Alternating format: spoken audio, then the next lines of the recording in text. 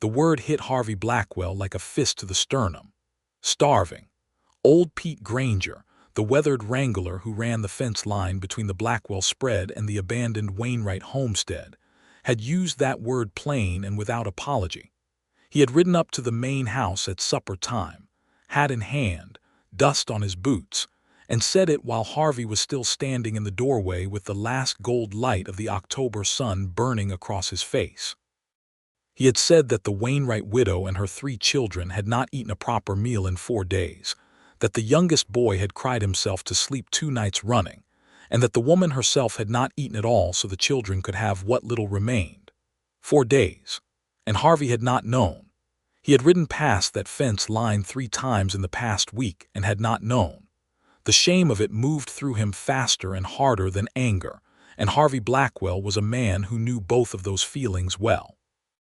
He turned on his heel before Pete had finished speaking and walked straight through the wide front room of the ranch house, past the mounted longhorn horns above the fireplace, past the long pine table where his own supper sat covered in cloth, and pushed through the kitchen door so hard it cracked against the plaster wall. Domingo Reyes, his cook, a barrel-chested man from Chihuahua who had fed Harvey's outfit for 11 years, looked up from the iron stove with mild alarm. Harvey's voice came out quieter than he felt, which was always the way with him when something truly mattered. "Make enough for her family tonight," he said, "because they have not had a good meal. Pack it in the good Dutch oven and the covered crate and put corn bread in with it and whatever else you have ready. I am going over there myself." Domingo stared at him for 1 full second, then turned back to the stove and said, "See, give me 20 minutes. Harvey stood in the kitchen for a moment longer than necessary, gripping the edge of the butcher's table, staring at the grain of the wood. He was not a man who allowed himself to feel things for long before he converted them into action. But just for that moment, before the action took over, he let himself feel it. The image that Pete's words had conjured, a woman choosing hunger so that her children would not feel it, did something to the center of his chest that he could not name clearly and did not particularly want to examine. He had seen Sallie Wainwright exactly twice since she had arrived in Caldera Creek that past spring. Once at the Mercantile on a Tuesday morning when she had been buying flour and salt pork and had looked at him with dark, careful eyes that gave away nothing. And once from a distance at the edge of the road when she had been driving a buckboard toward the homestead with her children seated around her. The eldest girl turned to say something that made the woman laugh, and the sound of that laugh had carried all the way to where Harvey stood at the livery stable, and he had found himself very still. He did not know her. He needed to remember that. He did not know her, and riding over with a Dutch oven full of stew was not the beginning of something. It was a human obligation. He would have done it for anyone. He told himself that on the ride over, with the 2 covered crates strapped behind his saddle and the October dark settling fast over the Texas hill country. He told himself that, and he almost believed it. To understand how Harvey Blackwell came to be riding through the dark toward a woman he barely knew with his cook's best venison stew and a pan of corn bread warm against the crate lining, you have to go back to the spring. To the day Sallie Wainwright arrived in Caldera Creek with nothing but 3 children, a buckboard wagon, and a last name that opened old wounds in that county like a key turns a lock. The Wainwright name had not been spoken kindly in Caldera Creek for 5 years, not since the business with Randall Wainwright and the water rights dispute that had turned half the valley against the other half and ended with 2 men dead, and Randall himself leaving the county under circumstances that ranged in telling depending on who was doing the telling. Some said he had run. Some said he had been forced out at gunpoint by a consortium of larger landowners who wanted his creek-fed acreage. Some said he had simply been a coward who abandoned the fight at the worst moment and left 3 other families without the water access he had promised them. Whatever the full truth of it was, Randall Wainwright had died 18 months later in a flash flood crossing the Pecos River, leaving behind a wife and 3 children in the New Mexico territory where he had relocated, leaving behind a small inheritance that turned out to be mostly debt. and leaving behind that name which now sat on Sally's shoulders like a stone when she returned to Caldera Creek in April of 1884 to try to reclaim the homestead that had technically remained in the family name. She had come because there was nowhere else to go. That was the truth she did not say aloud to anyone in Caldera Creek, but it was the truth. She had a 10-year-old daughter named Clara, a 7-year-old boy named Thomas, and a 5-year-old boy named Isaac. She had $212. She had the deed to 40 acres of broken-down land with a leaking house and a dry well, and a fence that had been pulled apart in sections by neighbors who had assumed the land was abandoned and had helped themselves to the posts and wire. She had no horse that was worth the name, a buckboard that was one bad rut away from losing a wheel, and a reputation built from her dead husband's choices that she had not made and could not fully explain because she had not fully understood them herself. What Sallie Wainwright had that was not a deficit was harder to catalog but more permanent. She had a mind like a straight-edged tool, clear and capable and not given to panic. She had hands that knew work, real work, the kind that started before sunrise and ended after dark. She had a quality in her manner that made people who met her for the first time feel that they were being seen honestly, that she was looking at them directly and expected the same in return. And she had, buried under 4 months of grief and strain and relentless practical crisis, a capacity for joy that showed itself in unguarded moments. The laugh Harvey had heard from the livery stable, the way she tilted her face up in the early morning light as if receiving something from it. She had rebuilt the homestead through the summer by sheer force of will and very limited means. She had patched the roof with salvaged timber and help from the Delaney family, whose patriarch remembered her father kindly and had no particular grudge about Randall's old controversies. She had cleaned out the well and found water at a reasonable depth.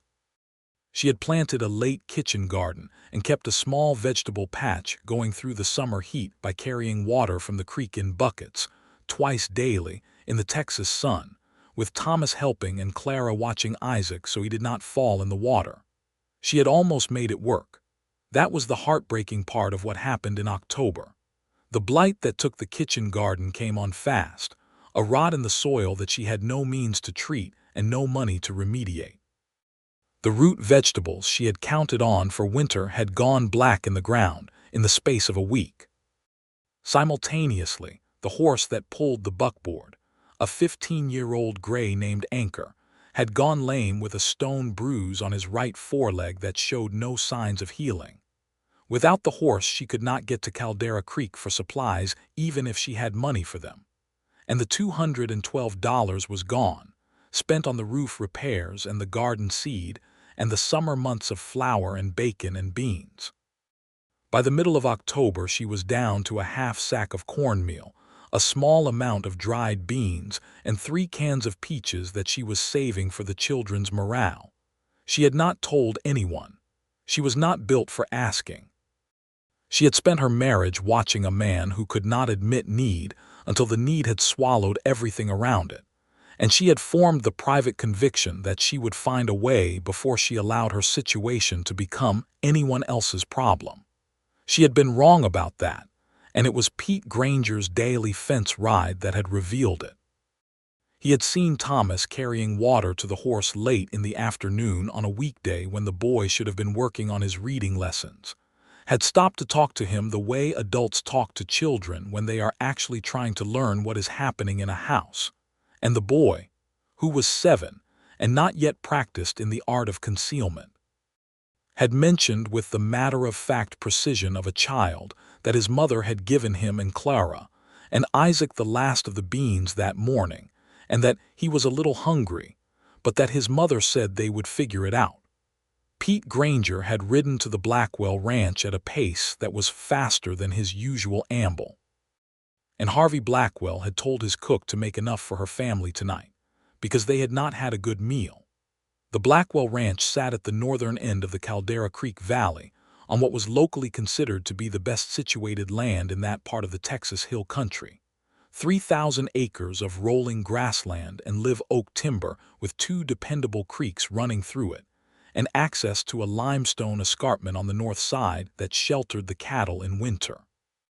Harvey had inherited it from his father, Elias Blackwell, who had built the main house himself with crew labor in 1861 and had died of a heart seizure in 1879, when Harvey was 24 years old and newly back from 3 years of working cattle drives up the Kishom Trail. Harvey was 30 years old in the fall of 1884. He was not a man who had been described as handsome in the conventional way that word was used in the dime novels that circulated through the territory. He was not the kind of dark-eyed, square-jawed figure who appeared on those illustrated covers. He was broad-shouldered and had a face that was honest in its construction, a face that would have looked at home behind a plow or in a courtroom, a face where whatever he was thinking showed eventually, even when he was trying to prevent it. He had brown hair that was almost always in need of a cut and gray eyes that in certain light read as blue and in other light as flat steel, and which were, on the subject of things that mattered, extremely attentive. He had not been seriously attached to a woman since a painful and protracted courtship with a banker's daughter in Careville 3 years earlier that had ended when it became clear that she regarded the ranch as an investment opportunity, and Harvey as the human inconvenience that came attached to it. He had not been cynical about women since that experience. He was not a man given to cynicism, but he had been more careful with himself in ways that were not always easy to detect from outside and were very clear to him from inside. He rode onto the Wainwright property at just past 7 in the evening, when the dark had settled fully and the stars were coming up sharp and cold over the hills. The house had a light in the window, a single oil lamp, and as Harvey approached he could hear something that stopped him on the path for a moment before he understood what it was. It was a woman's voice, low and rhythmic, reading aloud. She was reading to her children by the light of a single lamp with an empty kitchen and a lame horse and a blighted garden, and she was reading to them in a voice that was steady and calm, and that, even through the plank walls of that house, carried a quality that made Harvey stand very still on that path with the Dutch oven warm in his arms and feel something he could not accurately name and was not sure he was ready to look at directly. He knocked. The reading stopped. There was a pause, the kind of pause that tells you someone is deciding something, and then footsteps on a wooden floor, and the door opened, and Sallie Wainwright stood there with the lamp held up and her dark eyes moving from Harvey's face to what he was carrying and back to his face, and whatever expression she had arranged to show a late-evening visitor at her door shifted, reorganized itself under the surface into something more complicated and more honest.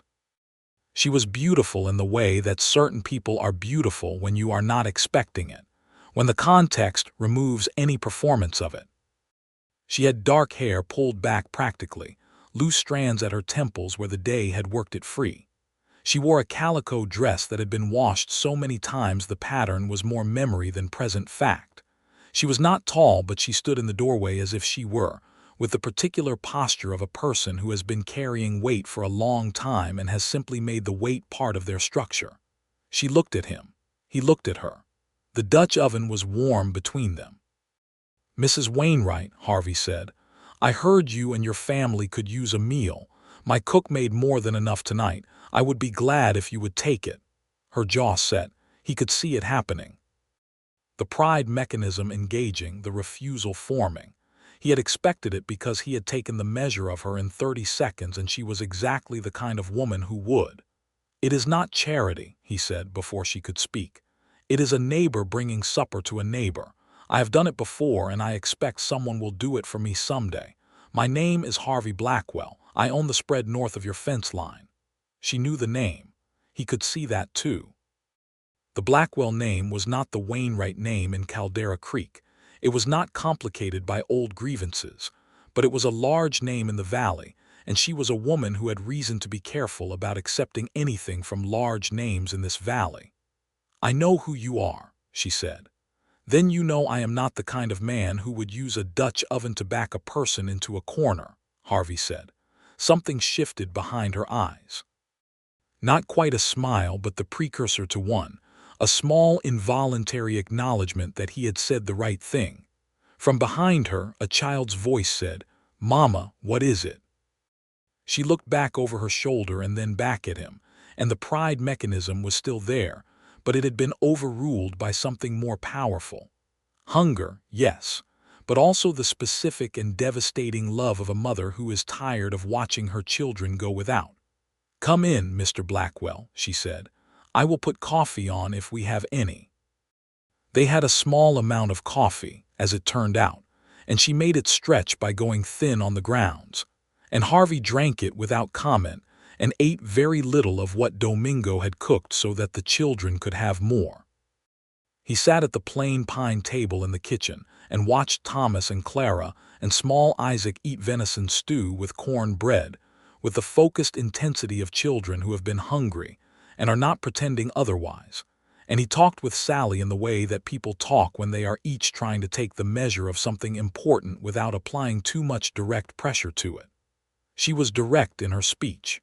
He was not used to that in women, or rather, he had not experienced it much. She did not perform gratitude in the elaborate way that social custom demanded. She said thank you once, clearly and without decoration, and then she talked about the homestead and the blight and the horse as if she were presenting facts to a business associate rather than confessing disaster to a near stranger. He found this oddly moving, the trust in it, the refusal to use softness as a strategy. He told her about the land, what he knew of the soil conditions in this part of the valley, the likelihood that the blight had come from the creek drainage that year given the rain patterns that summer. He mentioned that old Vance Hollies, who ran a dry goods operation in Caldera Creek, sometimes extended winter credit to small operators he considered reliable risks. He did not offer to intercede with Hollies on her behalf because he could see that would embarrass her. He simply placed the information in the room. She received it the same way, clean, without performance. The children ate everything. Clara, the eldest, who was reserved in the way that 10-year-old girls are reserved around strange men when there is no father in the house, watched Harvey with careful eyes through the meal. Thomas asked him 3 questions about cattle in the direct way of 7-year-old boys. Isaac fell asleep against his mother's arm before the corn bread was finished, and Sallie shifted her weight without interrupting the conversation to settle the boy more comfortably, a motion so practiced and unconscious that it had the quality of pure love made physical. Harvey left at 8:30 with the Dutch oven and the empty crate and no promise on either side. He rode home through the cold October dark with the stars burning overhead and the creek running quiet in the cedar breaks to his left, and he thought about the set of her jaw and the careful way she had accepted what was offered and the sound of her reading through the plank wall. And he recognized with the part of himself that was most honest that something had started in him tonight that had not been there this morning, and that it was not simple, and that it was not going to go away. He did not act on it for 2 weeks. He had reasons for this that were partly strategic and partly self-protective, and partly simply because he was not a man who moved carelessly into things that mattered. He sent Pete Granger over the following week with a note to Sallie asking if he could bring over a spare saddle horse that he had no current use for, one that his ranch hand Cletties had been riding lightly, and that would suit a buckboard. He made it a question rather than a statement, which was a deliberate choice. The note came back the same day, delivered by Thomas on foot, which meant the boy had walked the half-mile to the fence line and waited for Pete, and which told Harvey that Sallie had thought about it quickly and said yes, rather than spending 2 days in the internal argument about it, which told him something valuable about the way she moved when she decided to trust. He brought the horse himself on a Tuesday morning when the weather was clear. He also, as if incidentally, brought a 50-pound sack of flour and a 10-pound sack of coffee beans, and set them down in the yard before she could say anything. And when she opened her mouth he said, "That is from my supply surplus, and I cannot use it before spring, so it will just sit in my storeroom and go to waste, and I would rather it did not go to waste. This was not precisely true. It was perhaps 20% true, but it had the texture of truth, and she received it with a look that said she knew the full percentage and had decided to allow it. "You are a difficult man to argue with, Mr. Blackwell," she said. "I have been told," he said. He stayed for an hour that morning, not inside the house but in the yard, looking at the fence sections that needed repair and the leaning corner post of the chicken coop, and the condition of the roof that the Delaney's had helped patch. He did not offer to fix anything. He just looked, in the way of a man who is making mental notes of things he intends to come back to. Sallie watched him do this from the kitchen doorway for a while, and then came out to stand beside him and look at the same things. And the two of them stood side by side in the thin November sun, discussing the practical details of a failing homestead in a way that was, in its own angular and unromantic form, one of the most intimate conversations either of them had had in years. Because what they were really talking about, under the practical surface, was the question of what was possible. What could be saved, what could be rebuilt, what the ground would support. That was a question with more than one application. He left without saying anything that did not pertain directly to fence posts and roof shingles, but he looked back once from the road, and she was still standing in the yard watching him go, and when he looked back she did not look away.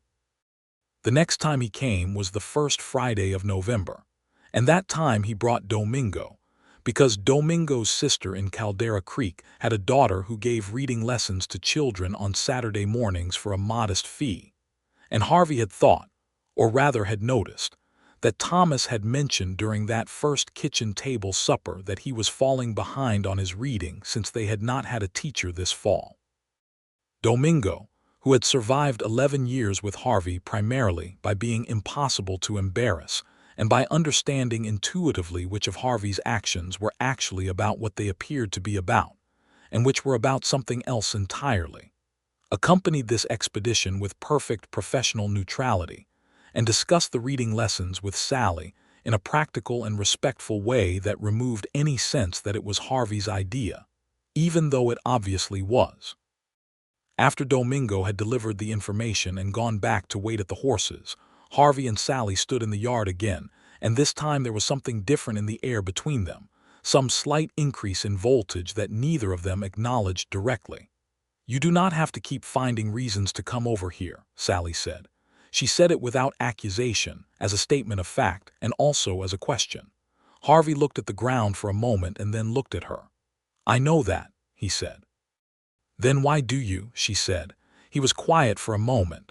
A cold wind came through the live oaks and moved the loose hair at her temples.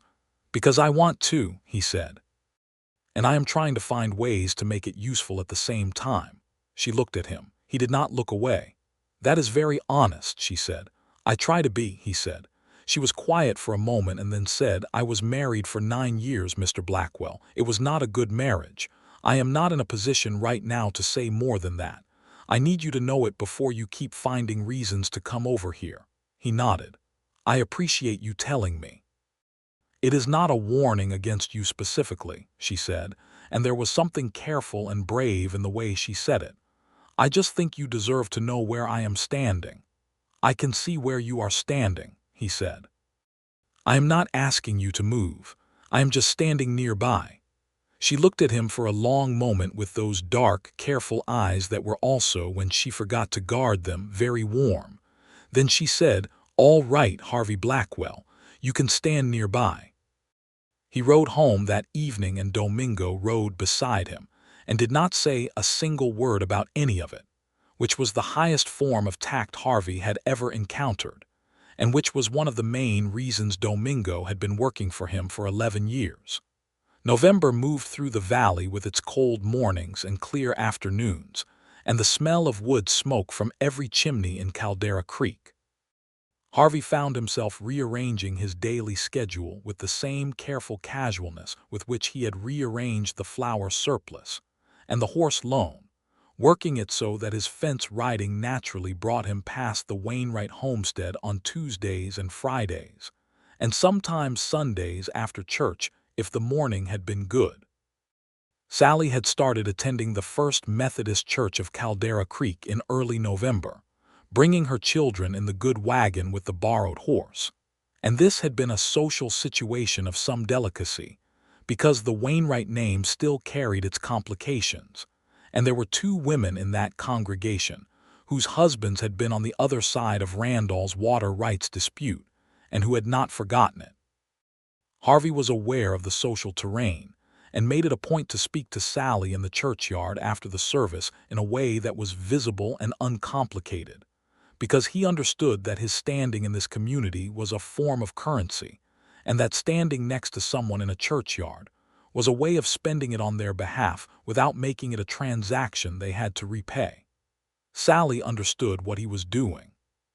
She understood it clearly and did not comment on it, but he once caught her watching him during one of these churchyard conversations with an expression that was so unguarded and so complicated that it went straight into him like sunlight through glass and warmed something deep in the center of his chest that had been cold for a long time. They were careful with each other all through November. They were careful in the way that people are careful when they are walking on ground that might be ice or might be solid earth, and the only way to find out is to keep walking slowly. The first time they sat together alone, inside in the evening, was on a night in late November when Harvey had ridden over in the early dark to bring a repaired section of fence wire that his ranch hand Cleddies had straightened and recoiled. And when he arrived, he found the children already asleep and Sallie sitting at the kitchen table with a cup of tea and a piece of mending, and a look on her face that was the look of someone in the quiet aftermath of a hard day. She put down the mending and stood, but he said, "Do not get up on my account." And she sat back down, and he put the fence wire in the corner, and she said, "Sit down if you want to," in the same voice she would have used if she had been planning to say it for 3 weeks. He sat across from her at the pine table. She made him tea, which meant she had tea to make now, which meant the credit line at Hollis's Mercantile had come through, which meant several things were slightly less dire than they had been. They talked until past 10 o'clock. They talked about the kind of things that people talk about when they are actually trying to understand each other rather than impress each other. She told him about New Mexico, about the last 2 years of her marriage, the creeping accumulation of small unhappinesses that she had not named as such while they were happening, and had named very clearly in retrospect. The man Randall had been when they married at 19, enthusiastic and full of plans, and the man he had become, by degrees, unreliable and then dishonest, and then dangerous in the specific way of men who cannot admit that they are failing. She did not tell him this as confession or as explanation or as a request for his sympathy. She told him because he had asked, and because she had decided somewhere in the preceding weeks that this man was someone she could tell. The decision to trust someone, he was learning, was the most important thing about Sallie Wainwright. She did not give it easily or quickly, and when she gave it, it was worth more than anything he had ever been offered. He told her about the ranch, about his father, about the 3 years on the cattle drives that had been the most educational, and in some ways the loneliest period of his life. Thousands of miles of American geography, and every kind of human being, and no fixed place in any of it. He told her about the banker's daughter in Careville in a way that was more honest than funny but had some humor in it too, and she laughed at the right moment with the real laugh, not the polite one, and the sound of it in the kitchen at 10 o'clock at night with the oil lamp burning low, and the cold wind outside did something to him that he was not going to recover from. He rode home very late that night and did not sleep particularly well, not from unhappiness but from a kind of alive alertness, the feeling of being on the edge of something that has been a long time coming and is now approaching with the inevitability of weather. The social landscape of Caldera Creek was not entirely cooperative with what was developing between Harvey Blackwell and Sallie Wainwright. This was not a surprise. Small towns in the Texas Hill Country in 1884 had their own gravitational fields and their own tribal logics, and the gravitational field around the Wainwright name pulled in a specific direction that several people in town felt entitled to make Harvey's business.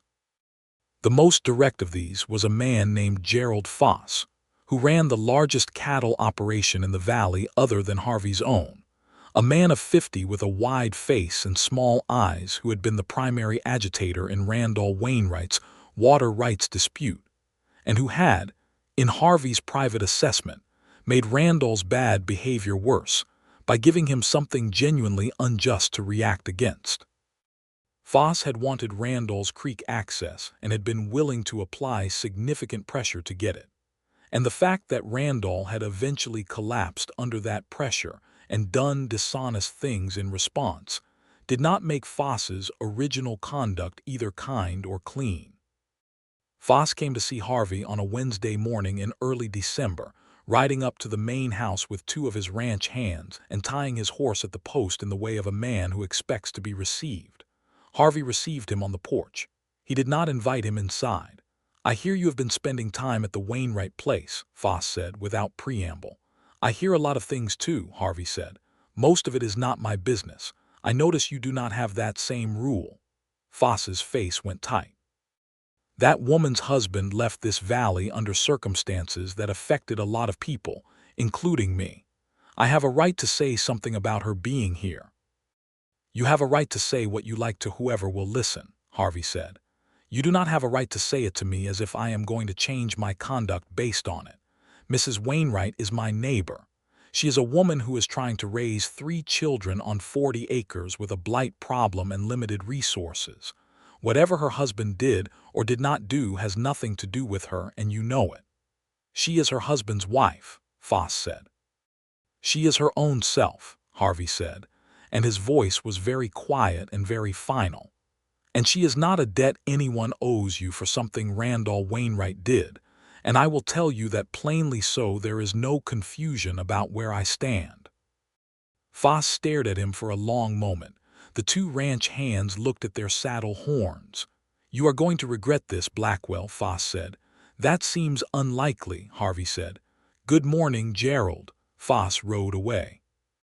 Harvey watched him go and felt something that was not quite anger and not quite satisfaction, and was entirely consistent with being 30 years old, and having decided what his principles were, and not being particularly interested in revising them for the convenience of men like Gerald Foss. He went inside and found Domingo in the kitchen and said, "Make extra coffee, I need to think." And Domingo made coffee and left him alone with it, which was the correct response. What Harvey was thinking about was not Foss, exactly. Foss was a complication but not a threat, not in any way that mattered. What Harvey was thinking about was the conversation he had been circling for 2 months now, the conversation that was the logical next step of everything that had been happening between him and Sallie Wainwright, and the fact that having that conversation openly was going to make every small social complication in Caldera Creek larger and more public. He did not care about that for himself. He was asking himself whether he had the right to accelerate it, knowing that the social complications would fall primarily on her. He decided he did not. He decided he would be patient. He would keep standing nearby and he would let it develop at her pace, and at the pace the situation could bear, and he would not push. He told himself this firmly on a cold December morning with his 3rd cup of Domingo's coffee. He lasted 4 days. On the 4th day, a Saturday, he rode to the Wainwright homestead in the morning and found Sallie on the roof of the chicken coop replacing shingles that had blown off in a windstorm the previous night. She was up on that roof with a hammer and a bag of nails, and she had not asked for help, and she was doing it competently, and he stood in the yard for a moment watching her, and something in him simply ran out of patience with the pace of things. He climbed up on the roof without asking. He took the hammer from her, which she allowed, and they fixed the chicken coop roof together in the December cold, with the Texas sky enormous and blue overhead, and the cedar trees moving in the north wind, and no particular conversation. Just 2 people working side by side in the comfortable silence of people who have learned each other well enough not to need words for every moment. When they climbed down, she looked at him and he looked at her, and the thing that had been building for 2 months was right there at the surface of both of them. "Sallie," he said. She said, "I know. I want to court you properly," he said, "if you will let me." She was quiet for a moment, looking at the chicken coop they had just repaired. Then she looked at him with those direct, dark eyes that gave away nothing and gave away everything. "My children have to come first," she said. "That is not negotiable." "I would not have it any way else," he said. She looked at him for another moment. "And you understand it will be slow," she said. "I am not a woman who does things quickly when it comes to this." "I know that," he said. "I did not come over here expecting speed. I came over here expecting the truth, and you have always given me that. I can work with slow." Something moved across her face that was not quite a smile and not quite tears, and was some combination of both that he thought might be the most human expression he had ever seen on a person's face. "All right, Harvey Blackwell," she said, for the second time since they had known each other. "All right. December in the Texas Hill Country is cold and quiet and full of cedar smoke and the low winter light that turns the grass the color of old gold. Harvey courted Sallie Wainwright through December with a patience and an attentiveness that surprised even himself, because he had not known before now that he was capable of the particular kind of sustained, focused care that she required, and that he found, in the giving of it, was actually the easiest thing he had ever done. He came on Sundays after church and on Wednesday evenings, and sometimes on a Tuesday morning, when he had legitimate ranch business on the south fence that brought him near enough to stop without it being purely about stopping. He always brought something. Not always food, not always supplies, sometimes just a book Clara had mentioned wanting, and sometimes just himself, which Sallie said once was the thing she wanted most, and which he carried inside himself for the rest of that winter like a lit coal. He learned the children. Clara, who was careful and intelligent and was testing him systematically with the thoroughness of a child, who has learned that adults are not always trustworthy, slowly, and with observable deliberateness, began to trust him over the course of December, a process he found as meaningful as almost anything else that was happening. Thomas, who was 7 and direct and full of questions about horses and cattle and the mechanics of ranch work, attached to him with the straightforward enthusiasm of a boy who needed a man to ask questions of, and found the right one. Isaac, who was 5 and round-cheeked and still sometimes cried for his father with the pure, uncomplicated grief of early childhood, took to sitting near Harvey when he was in the house, not on him, not requiring anything, just near, and Harvey learned to be the kind of still presence that a 5-year-old who has lost his father needs a man to be. He was falling in love. He understood this clearly and without particular resistance. He was falling in love with a woman who had been through damage and had survived it without letting it make her hard, who read to her children by the light of one lamp in an empty kitchen, who stood on the roofs of chicken coops in the December cold, because the work needed doing and she was the one to do it, who said thank you once and meant it completely, and did not say it again because once was enough.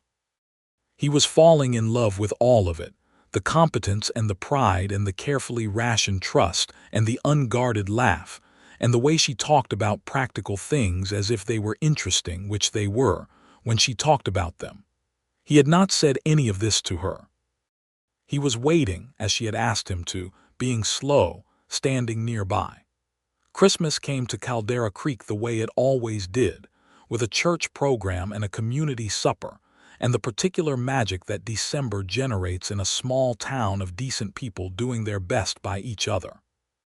Harvey brought a tree to the Wainwright homestead on Christmas Eve, a cedar he had cut that morning on his own land, which was perhaps slightly outside the bounds of merely standing nearby, but was within what he judged to be reasonable, and he and the children decorated it with paper cutouts that Clara had made and 3 glass ornaments that Sallie unwrapped from the very bottom of a trunk, with the careful reverence of someone handling something that had survived everything, which they had.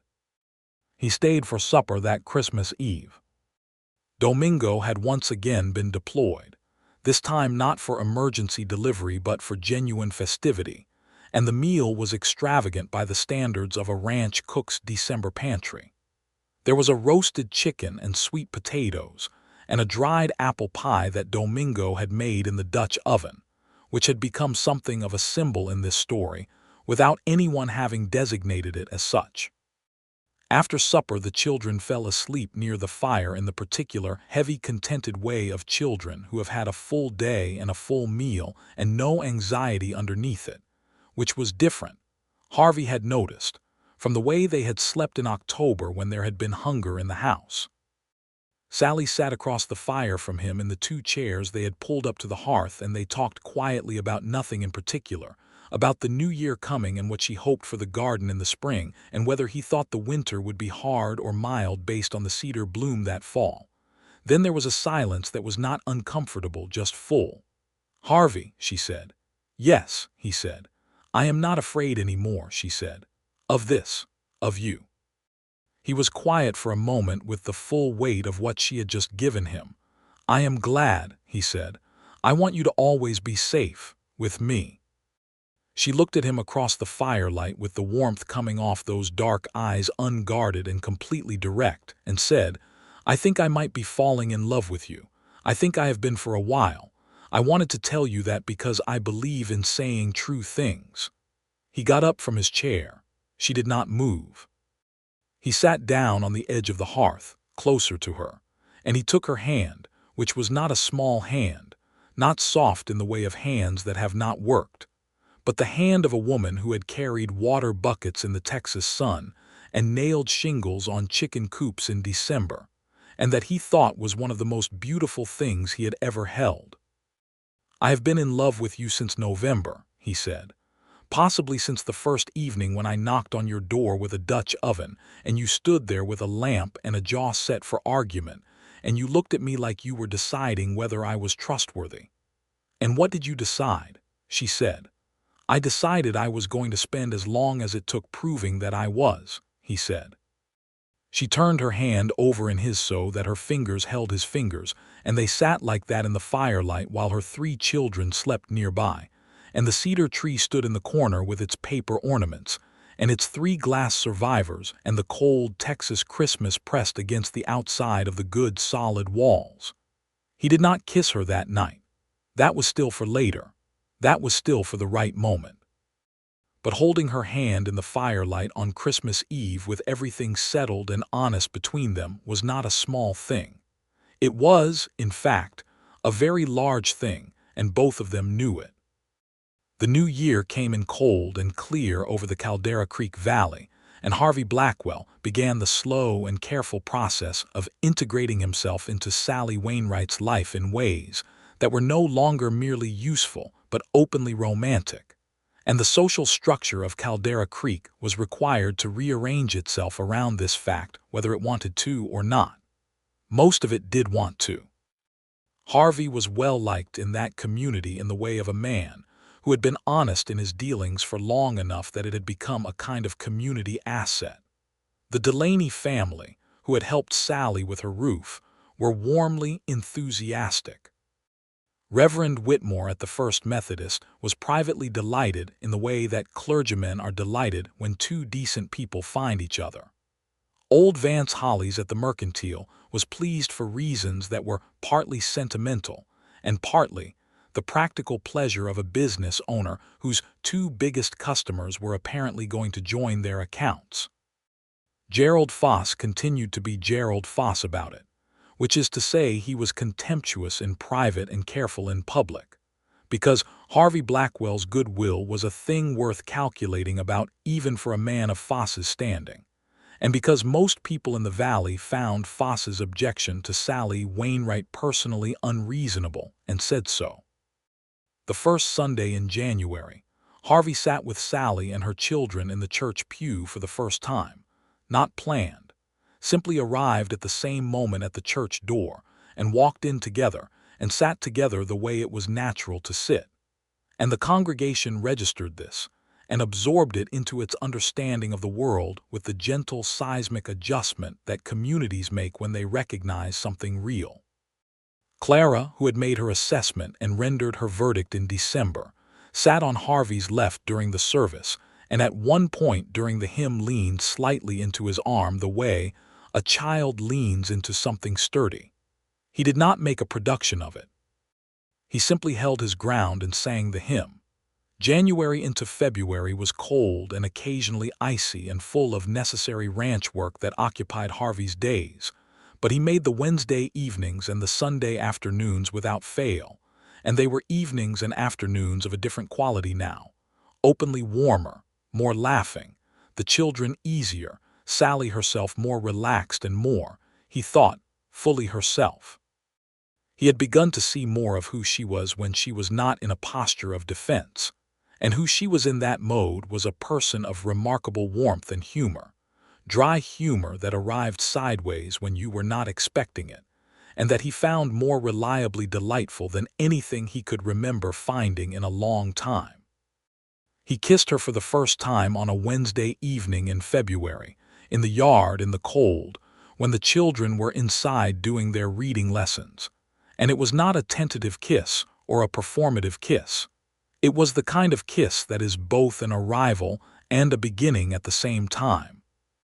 And when it was over, she put her forehead against his shoulder for a moment, and he put his arm around her, and they stood in the February cold like that while the creek ran in the cedar brakes, and the stars burned overhead, and the oil lamp in the kitchen window threw a rectangle of warm light out into the yard. "I would very much like to ask you to marry me," he said, "but I am going to wait until the moment is right."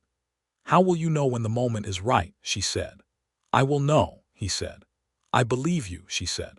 The right moment arrived on a Saturday in March, a day of exceptional clarity that the Texas hill country sometimes produces in early spring when the air is dry, and the sky is that particular shade of blue that seems to go on forever, and the cedar brakes are just beginning to green. He had come over in the morning, and they had spent the day working together in the garden, preparing the bed she was going to plant that spring, turning the soil and amending it with ash and compost she had been building since fall, working to remediate the conditions that had allowed the blight the previous year. The children worked with them, Thomas and even Isaac pulling the small rocks out of the turned earth and placing them in the border row the way Sallie had shown them. By late afternoon, the beds were ready and they sat in the yard, while the children ran off some of their energy near the fence, and the sun moved toward the western hills and turned everything the color of honey. Harvey looked at the prepared beds and the leaning fence and the patched house and the three children with their muddy boots, and then he looked at Sallie, who was looking at all of it too, and the expression on her face was one he had not seen before, a kind of quiet satisfaction and hope combined, the face of someone who is beginning to believe that the ground under them is solid. "Sallie," he said. She turned to look at him. "I would like to spend the rest of my life with you," he said. "I want to marry you if you will have me. I want to give you and the children a home that is stable and a life that is good, and I want to do that not because you need it, because I know perfectly well that you will build that yourself if no one helps you, but because I want to be part of it. I want to be part of this." She looked at him for a long, still moment. Her eyes were very bright. "You understand what you are asking," she said. "3 children who are not yours. 3 children who I have spent 4 months getting to know and who I think are remarkable people, and who I would like very much to call my own if they will have me," he said. "I am not asking you to make them my children. I am asking all of you if you will make me part of your family." She was quiet. Across the yard, Isaac had climbed up on the bottom fence rail and was balanced there with his arms out, grinning, while Thomas spotted him. "Yes," she said. "Yes, Harvey, we will." He took both her hands and they sat in the March afternoon, with the sun going west and the children on the fence rail, and the prepared garden beds in front of them full of spring possibility, and he thought he had never in his life felt more purely right about anything. They told the children that evening at supper. Thomas's response was immediate and enthusiastic, a whoop that startled the horse and made Sallie laugh her real laugh. Isaac looked at Harvey with great seriousness and then said, "Does that mean you will live here?" And when Harvey said yes, said good with the finality of a 5-year-old who has thought it through. Clara was quiet for a long moment, which he had expected and honored, and then she looked at him and said, "Will you still take me seriously?" Which was the most important question and which told him everything about what she had experienced in her short life, and he said, "I always have and I always will." And she nodded once and said, "All right then." And that was Clara's answer, and it was worth everything.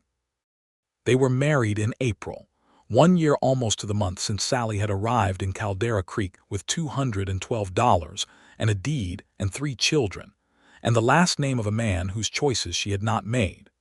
The wedding was at the First Methodist, performed by Reverend Whitmore, attended by most of Caldera Creek, with the exception of Gerald Foss, who sent his wife with his regrets, and which was the largest social event that congregation had seen since the Delaney girls' wedding the previous year. Domingo cooked the wedding supper, naturally, and served it in the church hall with his usual combination of efficiency and quiet pride. The Dutch oven appeared in some symbolic capacity, a subject of gentle humor between Harvey and Sallie, and a thing of total mystery to every other guest.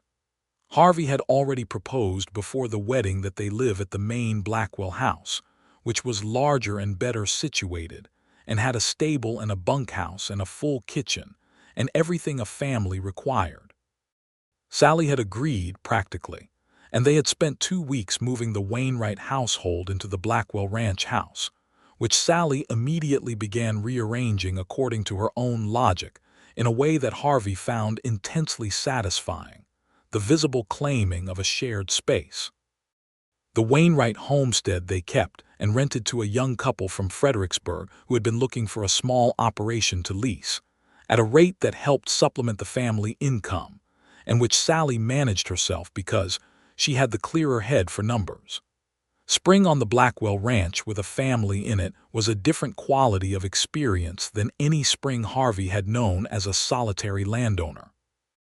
The children changed the character of the house and the yard, and the daily rhythm in ways that were sometimes challenging and entirely welcome. Thomas became Harvey's most determined student in matters of cattle work and fence repair and general ranch operation.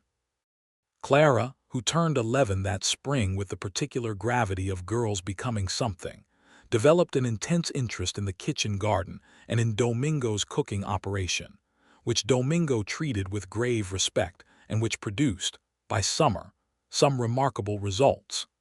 Isaac turned 6 in May and received a small pony named Biscuit from Harvey, a transaction that cemented their bond beyond all further negotiation.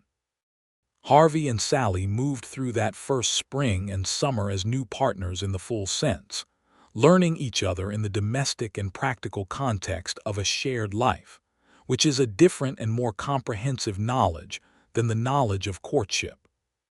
They did not always agree. Sallie had strong opinions about the management of the household accounts and about the condition of the road between the ranch and the Caldera Creek that she felt Harvey, standing in the community, gave him more influence to address than he had been exercising. Harvey had views about the planting schedule and about the advisability of extending hospitality to certain of Sallie's new acquaintances whose reliability in his assessment was open to question. They argued about these things with the directness that was native to both of them and resolved them with the same directness, and none of the arguments lasted past supper time, and all of them left both people with more information than they had started with. There was also the matter of Gerald Foss, which required resolution in its own time and on its own terms. Foss had been quiet since the wedding, not gone, not finished, but quiet, biding in the way of a man who is waiting for something to use. He found it in July when a section of the fence between the Blackwell South pasture and the Foss East boundary came down in a storm, and 3 of Harvey's cattle drifted onto Foss's land.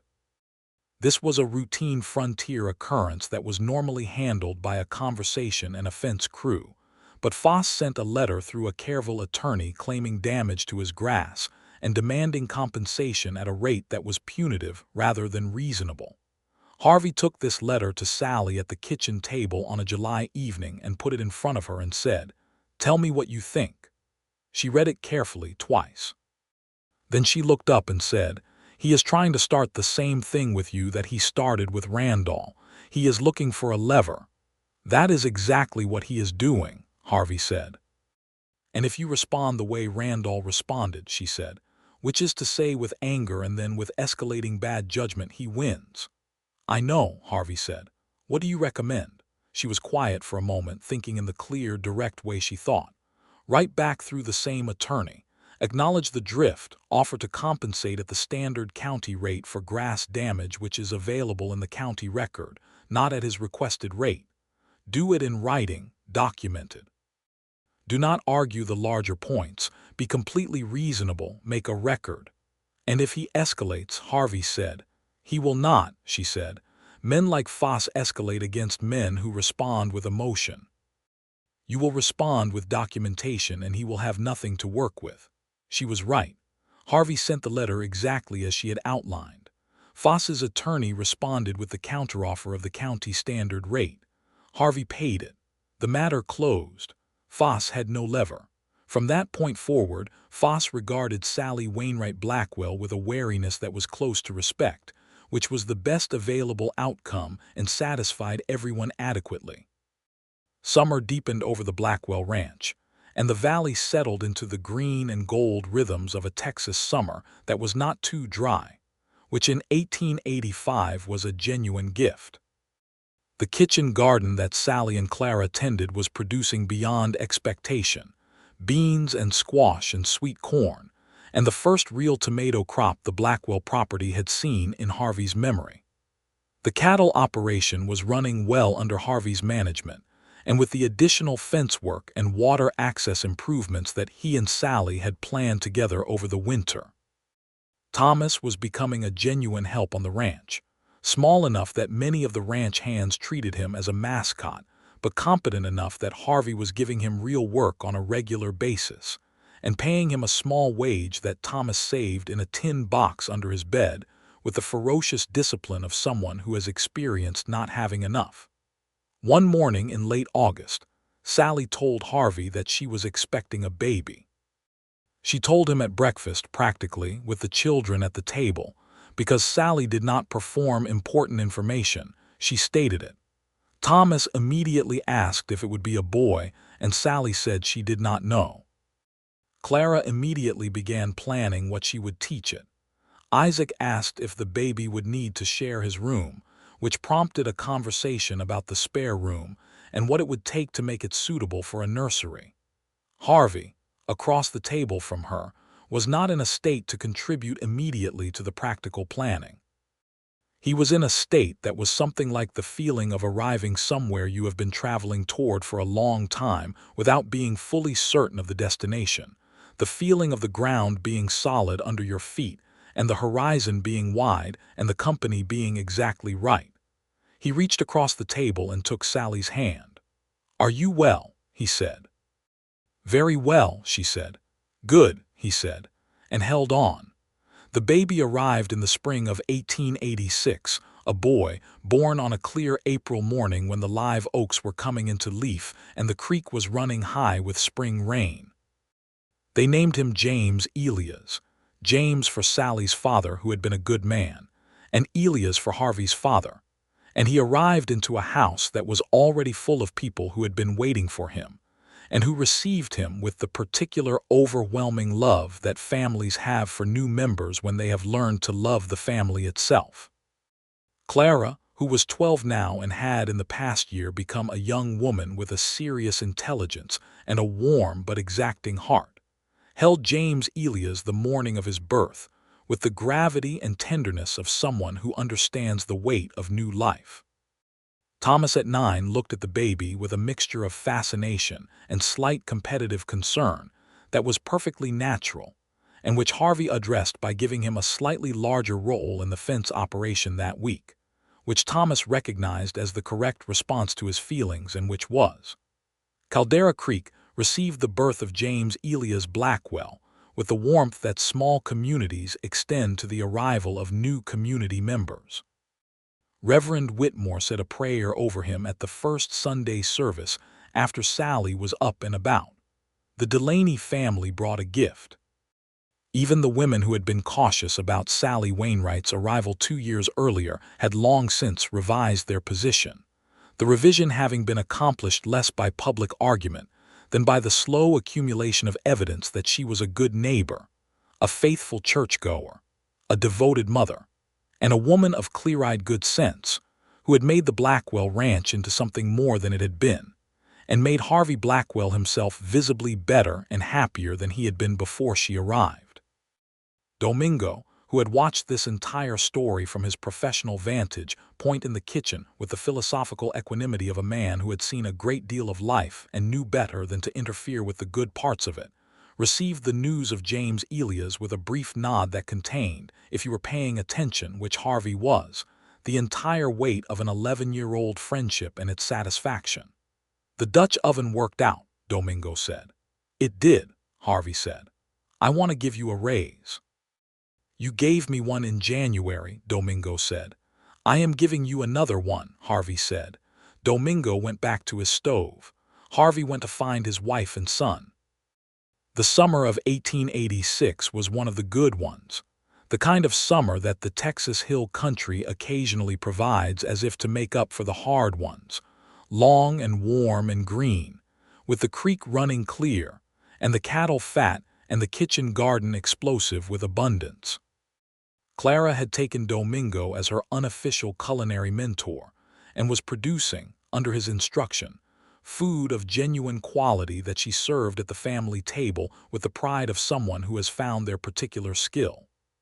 Thomas rode fence with Harvey 3 days a week and had become, at 9, a genuinely useful ranch hand with an instinct for cattle that Harvey recognized as a real gift. Isaac, 6 and energetic and delightful, had made Biscuit the pony his primary occupation and was developing into a rider of remarkable naturalness. James Elias, at 4 months old, was the center of gravity that he would remain for years, the child around whom the family organized its most tender attention. He was a loud, opinionated infant who slept in long, reliable stretches and was awake with fierce intensity, and who had Harvey's gray eyes and Sallie's dark hair, and his own entirely individual personality already visible at 4 months in the way of certain babies who arrive knowing exactly who they are. Harvey and Sallie settled into the years together with the comfortable and deep happiness of people who have built something real. It was not a frictionless life. No life with 3 growing children and a working ranch and a community of neighbors is without friction, but the friction was the productive kind, the kind that makes things better rather than worse. They argued, they disagreed, they worked through practical crises and social complications, and the ordinary difficulties of frontier life in 1880s Texas, with the same directness and honesty that had characterized everything between them from the beginning. What held through all of it was the thing that had been there from the beginning, the recognition of each other, the sense that each had seen the other clearly and chosen clearly, and that the choice held. Harvey never stopped being astonished by Sallie, by the precision of her mind and the warmth of her heart, and the courage of her character and the dry humor that arrived when he least expected it and delighted him every time. Sallie, who had spent 9 years married to a man whose best self had appeared only in glimpses and whose worst self had become the dominant version, found in Harvey a consistency that she had not been sure was possible, and which she received with a gratitude that was not passive but active, a daily decision to honor what they had by being fully present in it.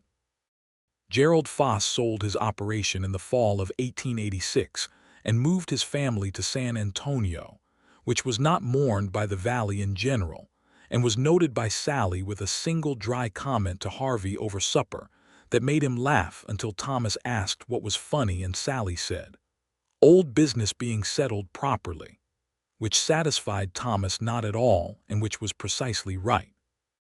The Delaney family's son, young Patrick Delaney, who was 20 and energetic, asked Clara if he might call on her, and Clara, who was 13, said in the clearest possible terms that she was not interested in being called on by anyone at 13, and that he should come back in 4 years at the minimum, which Harvey endorsed wholeheartedly, and which established, once and for all, that Clara Wainwright had not needed his advocacy and had never needed it. Which was exactly right and deeply satisfying.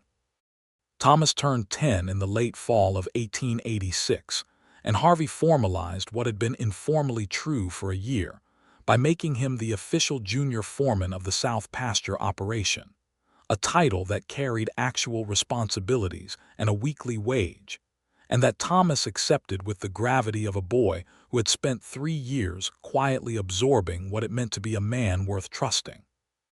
On a December evening close to their second wedding anniversary, Harvey and Sallie sat on the porch of the main house after the children were in bed. The night was cold and clear, and the stars were what they always were over the Texas hill country in December, more stars than sky, the Milky Way a river of light above them. They sat in the 2 wooden chairs that Harvey had made that fall, good chairs, level and solid, which was how he made things. Sallie had her hands wrapped around a cup of tea and was looking at the stars with the particular contentment of someone who has stopped waiting for the other shoe to drop. "I have been thinking about the homestead," she said. Harvey said. "The rental lease is up in March," she said. "I think we should buy back the fence wire that was taken and fully restore it and put in a proper well pump and rent it again at a better rate. The soil is recoverable. I have been reading about treatment methods." "Tell me what you have read," he said. She told him for half an hour while the December stars moved overhead, and the cedar brakes stood dark and fragrant against the cold, and the house behind them held their sleeping children with warm indifference to all the things that had happened to arrive at this moment.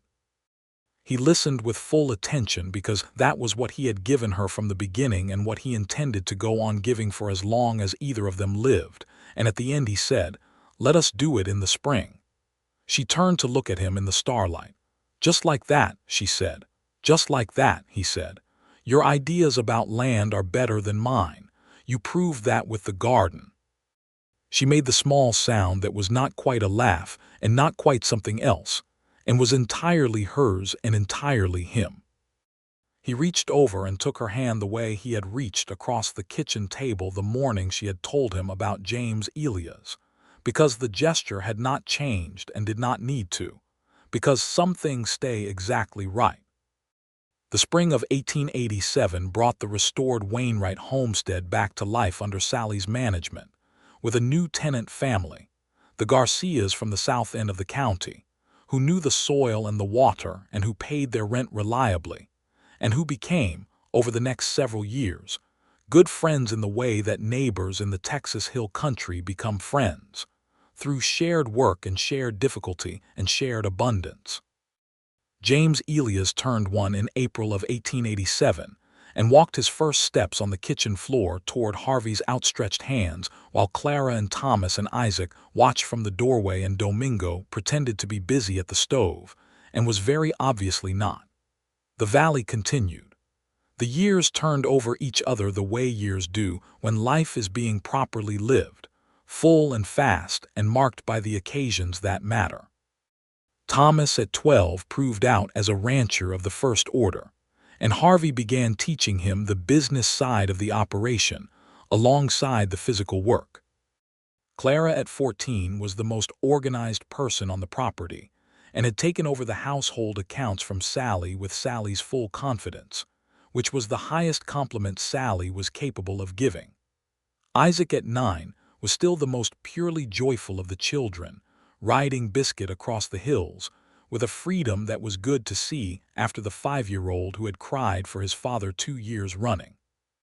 And then in the spring of 1888, Sallie told Harvey at breakfast again, with the children at the table again, that they were expecting another baby. Thomas asked if it would be a boy again, and Clara said, "Honestly, Thomas," and Isaac said, "Can I name it?"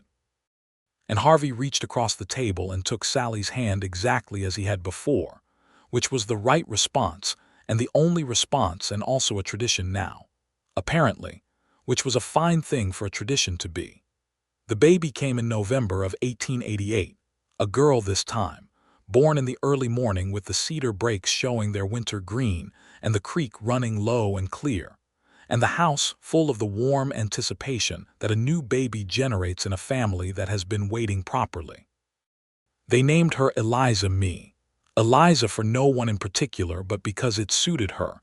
Me for Sally's mother, who had been a practical and loving woman, and whom Sally missed still. Eliza Me arrived with opinions already firmly in place, and a quality of fierce attention in her dark eyes that reminded Harvey, specifically, of her mother standing in a doorway with a lamp in October of 1884, deciding whether to trust. She was, in the collective assessment of her siblings, immediately the most interesting person in the house, which Isaac disputed on principle and Thomas allowed on evidence, and Clara treated as an older sister treats the youngest sibling, with absolute authority and absolute love. Harvey and Sally stood over the cradle that first night while the rest of the house slept, in the way that parents stand over new babies when the rush of the day is over and it is just the two of them and the new small life between them. "She looks like you," Harvey said. "She looks like herself," Sally said. "Yes," Harvey said. "She does." They stood there a while longer, not needing to say anything else, the way people stand together when they are entirely where they are supposed to be and know it. It had been 4 years since a cold October evening when Pete Granger had ridden to the Blackwell ranch and said a word that hit Harvey in the sternum. 4 years since he had walked into the kitchen and told Domingo to make enough for her family tonight because they had not had a good meal. 4 years since he had ridden through the dark with a Dutch oven warm in his arms toward a woman he did not know and a life he had not yet imagined. He had not known, that night, that he was riding toward this. He had not known the children or the kitchen table conversations, or the chicken coop roof in December, or the March afternoon with the prepared garden beds, and the marriage proposal and the answer. He had not known the 2 years of building and the 4 years of living and the 2 babies and the family that was now deeply and irrevocably his in every way that mattered. He had just known that someone needed a meal. He had learned in the years since that this was often how the most important things began, not with grand announcements or large gestures, but with the simple practical recognition of what was needed and the willingness to be the person who provided it. The Dutch oven, the flour sack, the fence wire, the chicken coop roof, the chairs on the porch. The hand held across the table, again and again, in the continuous ordinary gesture of a love that did not need to announce itself because it was too busy being real. Harvey Blackwell looked at his daughter in her cradle, and his wife beside him, and the house full of children who had become his own and thought, with the full and quiet certainty of a man who has found what he was looking for and knows it beyond any remaining question, that he would not change a single night of the dark ride. Not the cold. Not the doubt, not the careful, slow approach. Not any of it. It had all been exactly right. Every step of it had been taking him here. He put his arm around Sally's shoulders and she leaned into him, and Eliza Me slept in the cradle between them with her dark eyes closed and her small fists curled, already fierce, already fully herself, already home.